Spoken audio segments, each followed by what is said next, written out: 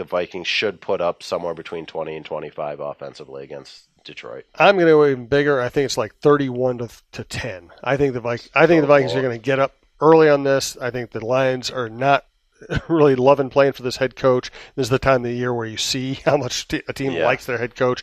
I think this one gets ugly, and then we have a very interesting final scenario. Bears at US Bank Stadium, and then maybe Vikings right back in Chicago, and that's when we really start finding out how well this team has progressed. Yeah, to me that's really going to be the key one is Week 17. If both teams have something to play for and have the players on the field to do that.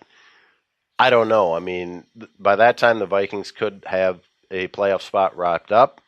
By that time the Bears might not really have anything to play for. They might just be in that number 3 seed. And I think we saw in the preseason how Matt Nagy feels about kind of those meaningless games. But I also think there is a risk of sitting guys, for too long. Maybe you play them a half.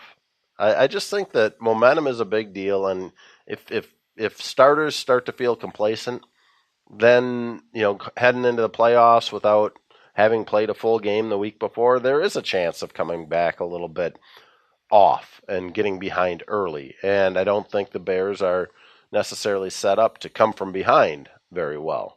I think they're best when they're balanced, and they got Tariq Cohen, and you don't have to put a lot of pressure on Mitchell Trubisky to throw the ball over the yard and get a win. So that one's going to be really interesting, but we can always preview that next week. For now, I do like the Vikings against the Lions despite them being in Detroit. Thanks to all of our listeners. Check out TalkNorth.com for all of our shows, including our 2 football shows. Thanks to our producer, Brandon Morton.